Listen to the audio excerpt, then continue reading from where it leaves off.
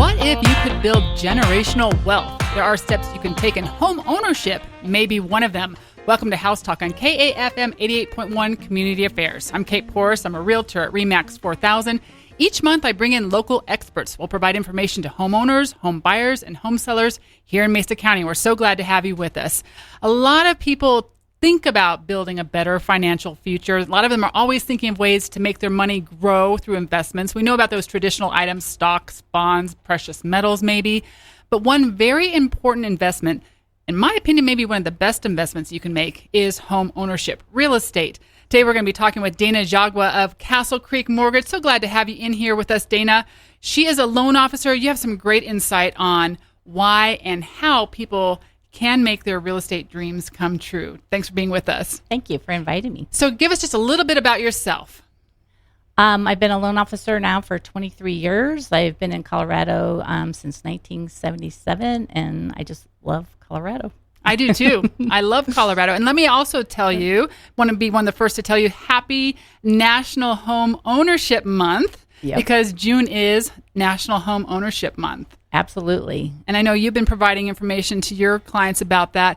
I think it's kind of interesting, some of the statistics that are out there. There are 39% of homeowners right now actually own their homes free and clear. And so when you talk about building that generational wealth, building that financial stability and future, that's a great number to show that people are actually making it happen. It is. And I've always tried to help people, if they can afford to pay off their homes sooner than later, if they plan on staying there a long time. That's always a wise choice. But a lot of people can't do that, or they don't have any plans to stay in one place for a long time. Well, you have to get started somewhere. And so purchasing the home, becoming a homeowner is the first step. A lot of people don't understand the importance of actually owning real estate, or maybe they don't think that they would be able to even buy a home. What do you think of that?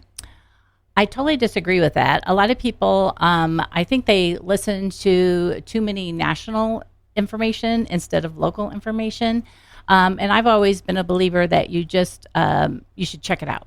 Yeah. Don't ever assume that you can't do it. I always have people who are afraid to even ask me or come to me. And I'm like, don't be afraid. It's not like I'm a dentist. I'm not going to pull anything out of you. Right. And the worst you could say is, hey, not at this time. Right. Absolutely. So what are some of the biggest challenges to home ownership today that you see? The things that I'm seeing lately are a lot of first-time homebuyers. They haven't saved money for either a down payment, closing costs. They're unsure of how much they need for earnest money. They don't even know about inspection fees. So they really are just uneducated or unaware of what is needed to even get started. So let's break that down just a little bit, because I think that's a great point. I think especially for first-time home buyers, they think, oh, this is the purchase price of the home. That's what I need to come up with, which yes and no. Yes. There are some other fees and things that they need to be aware of to get that home. So let's start with earnest money, for example. That is usually what we typically see in our area, not set in stone, but usually we're seeing about 1% of the purchase price. And that comes out of your bank account. When you go under contract, it's held by either the title company, sometimes the real estate brokerage will hold it in escrow until closing. Right. And so that's a fee right off the bat that people need to have prepared. Yes. And a lot of people aren't aware of how much that is, or that they even have to have it. So I always tell them, let's break it down. And I give them each section of what is going to be required. Talk to me about down payment, because that's another chunk of change that people need to consider. Yes. So a lot of people they're under a false information that you have to have a huge down payment, and that's not true. There's a lot of programs that allow for low down payment or no down payment. There are programs here locally, statewide. There's some lenders that we work with that actually offer also down payment assistance, believe it or not. And so there's a lot of ways for them to get the down payment. And the down payment is always be a gift. Sorry. Yeah. Yeah. So there are different ways to get that, as you were saying. So talk to me, a gift. What does that mean? So a lot of times we see that people, if they haven't saved any money or don't know how much they need, a lot of times they can go and ask their parents, they can ask grandparents, they can ask siblings for a down payment assistance as a gift. So that means that the family gifts them money.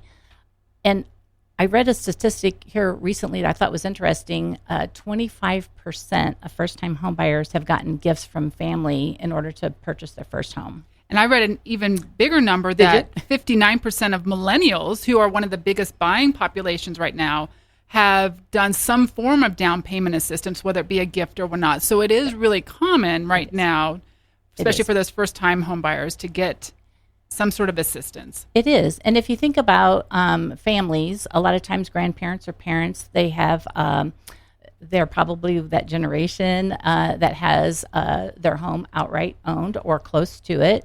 And so they may have equity that they can either borrow or borrow against, or maybe they have money that they have in the bank that they could help with a gift.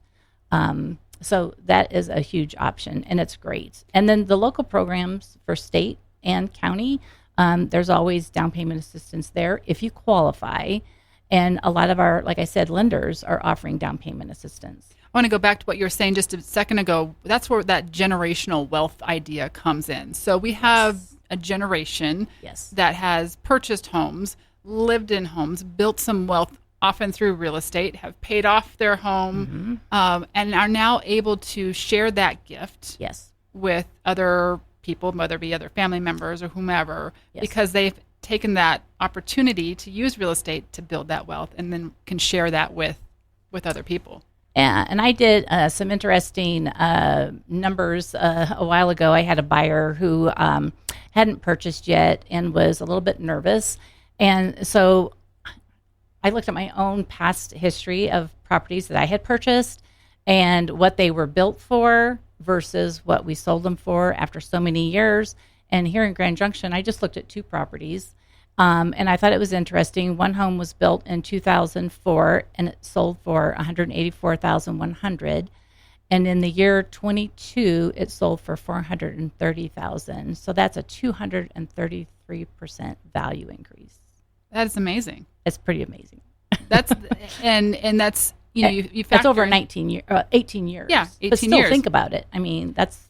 And in the middle of that, we also had a big downturn where property values went down quite a bit for a while. Right. And look how much it rebounded, recovered, and how much wealth that they have from that purchase. Yeah, and I don't think a lot of people think about each property. And of course, as you know, I'm sure location matters, but it does. But in general, they still increase across the board. In general, you might have some dips here or there, as we saw with the Great Recession that we had, 08, 09. We keep going back to that, but look how much those have rebounded and increased, even in the last few years, especially. Yep, a great option for people. Yes. You're listening to House Talk on KAFM Grand Junction. In the studio today, Dana Dziagwa, loan officer with Castle Creek Mortgage here in Grand Junction. So we talked about building a better financial future. Equity is what we talked about. So there's also appreciation, there's equity, there's a few different terms that we throw out there. Mm-hmm. How can we help people understand what we're talking about a little bit? So your equity is when the property is increasing in value and you're also paying down your mortgage. And so at that point, you're building equity. And so that's an appreciation is when the value is going up. Yeah. And the national average is about 4% a year is what I always read is about the rough. And obviously there's ups and downs. And then there's sometimes it's double digits. Yes.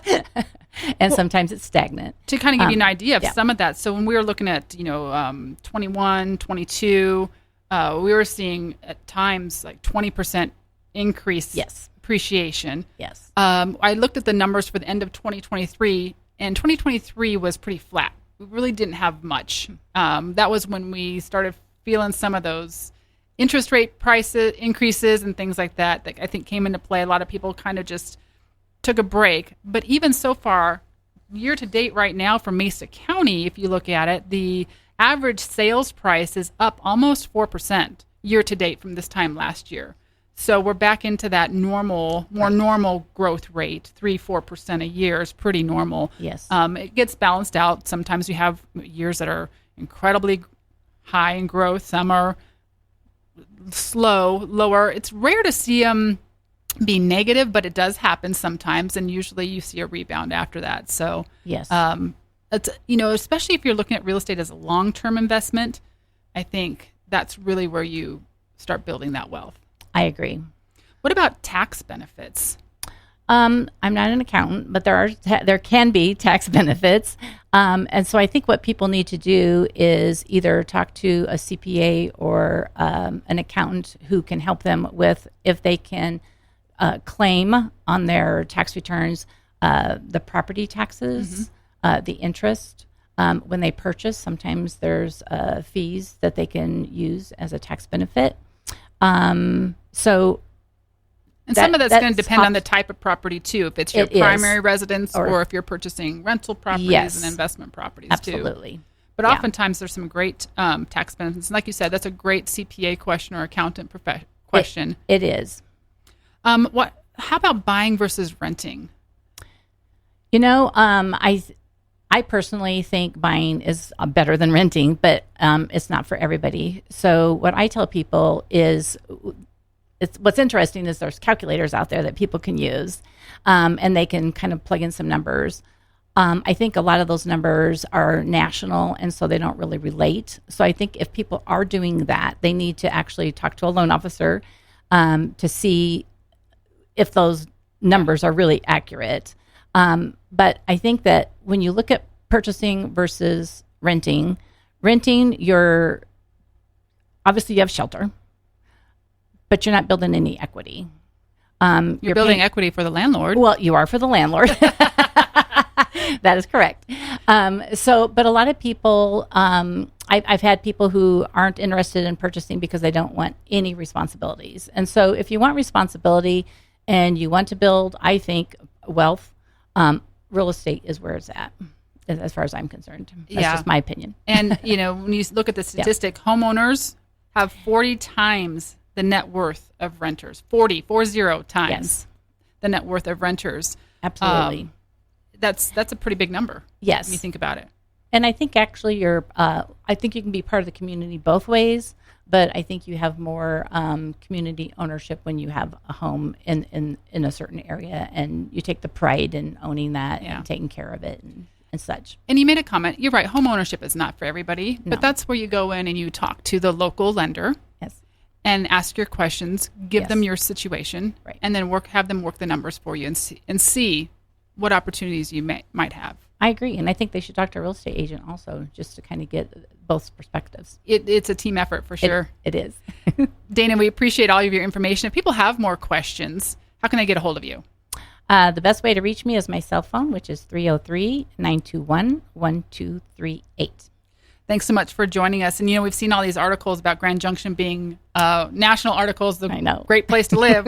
We're probably going to have more people moving here, too. So, yes, going to have that competition, but good place to live. This segment airs on the second Wednesday of each month. You can also listen to podcasts on demand at KAFMCommunityRadio.org. And make sure to join us next month for another edition of House Talk. If you have a topic that you want me to cover, feel free to give me a call. Check out my website.